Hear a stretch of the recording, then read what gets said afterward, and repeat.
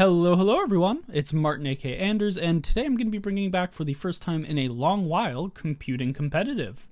For those of you that don't know, Computing Competitive is a series where I tackle recent event statistics, specifically agent, map, and comp stats, and try to touch on the most intriguing elements therein, whether that be large-scale metagame shifts, niche picks, whether they be agents or comps on specific maps, as well as potential shifts in the map selection process itself.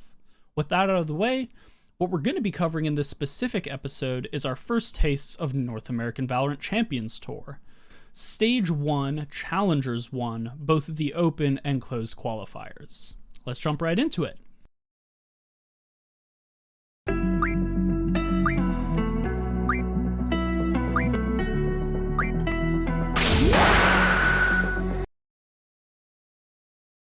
To kick us off with map stats, the pick rate hierarchy is fairly standard for what we expect out of North America.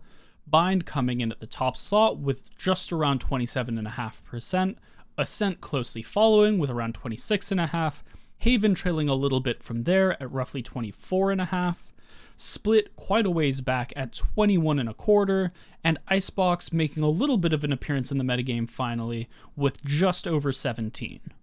If we look explicitly at North Americans' historical preferences, technically Ascent should be at the top of the ladder and Haven and Bind should be effectively tied for the second slot, but I think what we're seeing here is that as Icebox's prevalence increases, it's taking a bit of market share from those top slots, and so we're functionally seeing an Ascent Bind tie for first and Haven ever so slightly behind them. It'll be interesting to see if this dynamic holds over the next couple phases of Challengers, or if we see a bit of a reversion back towards Ascent and Haven being leading maps here. I've limited this data to be the entirety of the closed qualifier, but only the top 32 of the open qualifier, so as we move over to the attack and defense sidedness of these maps, there's going to be a pretty high level of variance here, and a decent amount of unreliability in these numbers. Nonetheless, though, I think it lines up fairly well with what we generally expect. You have a defensive bias on Bind, a defensive bias on Split, an attack bias on Icebox, and it's when we get to those last two maps, Haven and Ascent, that things get a little bit weird. In the past, we've seen a fairly consistent defensive side bias on Ascent, and a marginal attacker side bias on Haven. Going back over the data a bit to see if there were specific matchups that were driving these abnormal numbers, it seemed like it was mostly a repercussion of really lopsided pairings in the earlier matches. No flame intended, but when you see that some of the swingiest maps that led to these numbers were Sentinels versus Serenity, Genji versus Pittsburgh Knights, Renegades versus Spot Up, and Immortals versus Big Frames, things get a lot clearer. But that should do us for maps. Let's hop over to agents. Similar to what we were just discussing, as we move into agents, I think that looking at win rates due to the small sample size here, it's going to be a little bit suspect, so I'm going to allocate the majority of my focus here to the pick rates. Starting at the top, there is a surprise that, frankly, well, it's not a surprise. Omen coming in at 94.5%, showing very poignantly that the nerfs really didn't hit the way that they were intended to. Moving down a notch, we have a dead tie for second between Jet and Sova, and going further to that fourth notch with Cypher at just under 61%, we see that North American Standard is very much so alive and well. Coming in at the fifth slot, it's a little bit odd. We generally expect to see a flasher here to sort of round out that North American Standard core, but we see Raze instead. I think that this is fairly significantly the byproduct of Bind being so highly picked in the map pool as it was. Moving one more step down though, we have Phoenix at 33.5%, filling out exactly that standard core that I was just mentioning. Next up we have Killjoy coming in at just under 31.5%. She's continuing to chip away a bit at Cypher's once monopoly of the Sentinel space, but is still floundering a bit when we see her come out on maps that aren't Ascent or Icebox. Next up we have Reina at just over 28%, one of the more controversial picks of the event, but we'll talk about that more later. After her, we have Sage coming in at just under 20.5%, and from there, pick rates kind of fall off a cliffside, more than halving down to Breach at just over 8.6%. Right on Breach's tail, we have Skye at 7.75%, Brimstone barely eking out a 5.5% pick rate himself, Viper is still incredibly low on the food chain at 3.64%, although no longer the bottom, as that title has been inherited by Yoru at just over 1.3%. On an overarching basis, I don't think that there's anything in here dynamic-wise that comes off as super outside of expectation. We see that NA is still very much so a proponent of the core plus Jet and an additional flashing Duelist. There's a continued lack of interest in more supportive agents like Breach and Sky. At the end of the day, we're still in an environment where a very large percentage of North America's matches are direct mirrors, especially when you're looking at the more fundamentals-focused maps like Ascent. As we pivot over to compositions, you get a very good idea of exactly what I'm talking about. The information-centric core that we've had since now Ignition series days of Cypher, Jet, Omen, Sova is all but omnipotent when it comes to pick rates. We see it here in 3 of the top 5 compositions played in this event, with one very minor permutation taking the 3rd slot, merely switching out the Cypher for a Killjoy. And even the 5th slot isn't a dramatic shift, it's merely bringing in Raze over Jet, predominantly for use on Bind, where Boombot control for Showers and Hookah has a very strong value proposition. To make a long story short, if we take this 4-piece core of Jet, Omen, Sova, and one of the quote-unquote true sentinels of Cypher or Killjoy, you end up with an archetype that can capture well over half of all comps played in this event. NA is still up to their old tricks.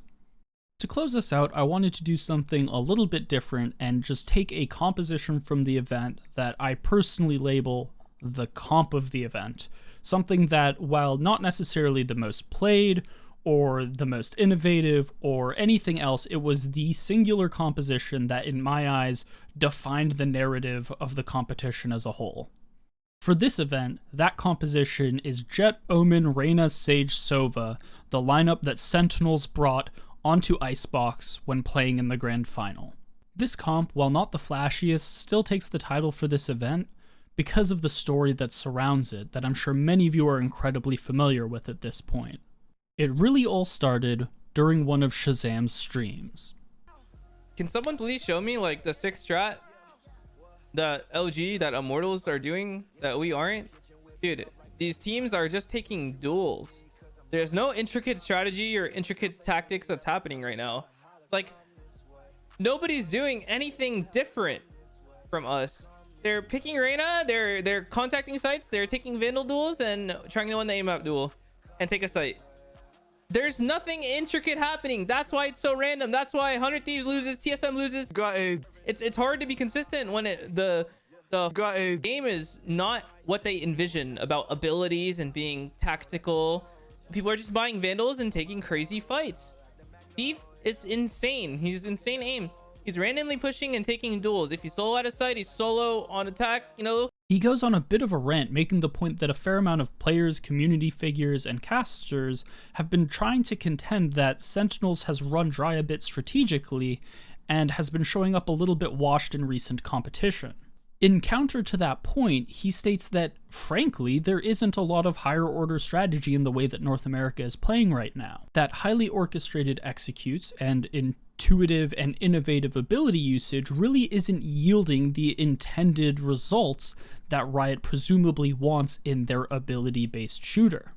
Instead, we've seen the rise of teams like Immortals and Luminosity, who, frankly, don't use many abilities during the preliminary phases of rounds, instead opting to play dry contact and relying on cracked aimers to find the majority of their openings. A lot of people have been calling this meta progression puggy. I'm guilty of it myself at some points, but I think that's a pretty gross misrepresentation of what it ultimately is. It's a style that, instead of using utility and functionally broadcasting whenever you're trying to take space, it operates on an entire premise of information deprivation. You won't know where I am until we're taking an aim duel against each other. Now, this is entirely personal opinion, but I can understand where the frustration is coming from here, but also the other side of the coin.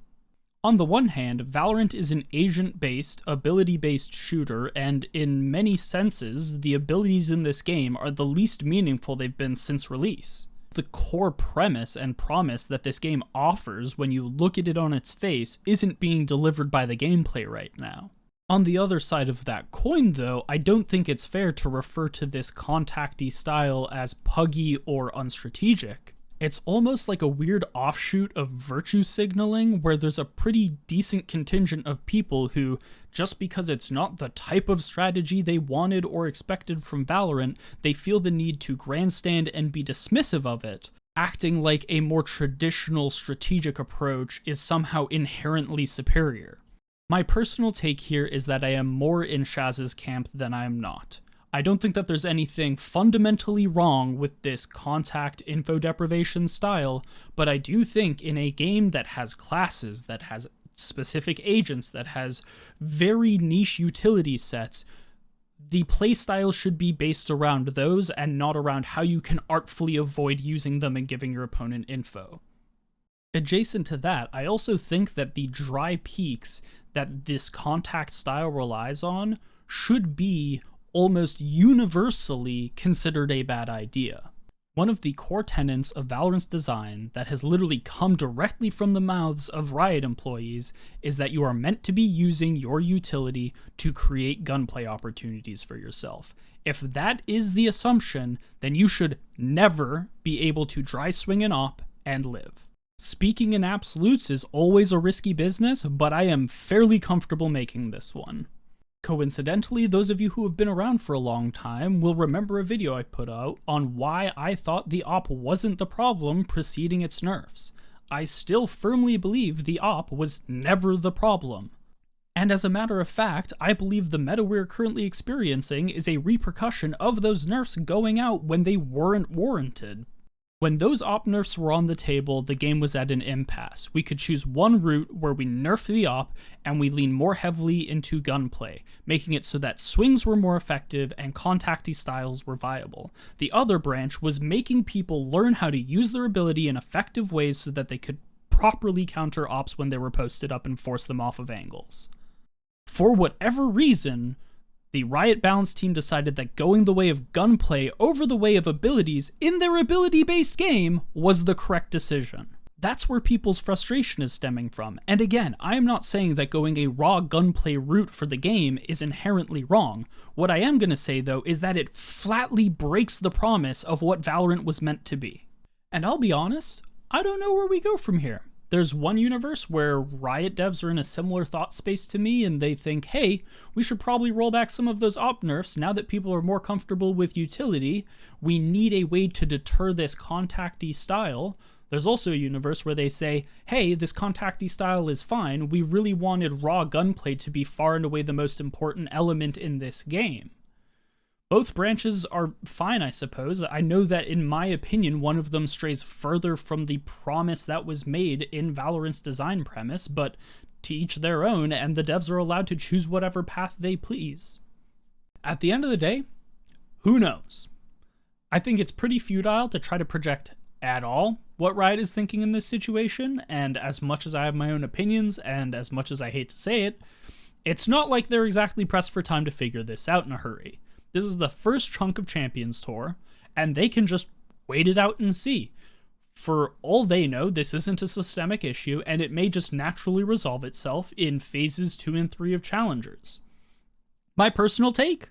That's definitely not the case. We've had 2 patches, the one with the Sentinel nerfs and the one with the op nerfs, that were directly encouraging this meta to eventually show up, and now it's here. I would love to see some op nerf reversions, like now, like before they ever happened, but again, that's just my personal take on it. I'm really happy to get this Computing Competitive series back on the road, so to speak. Really appreciate everyone who's sticking it out with this channel as I'm launching all of these new series.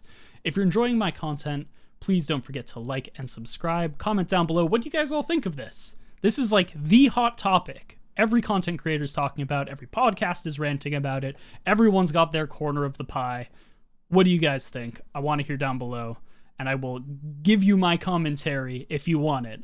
But we'll see how much you guys are interested in that one. Thanks as always for watching, and I will see you in the next one.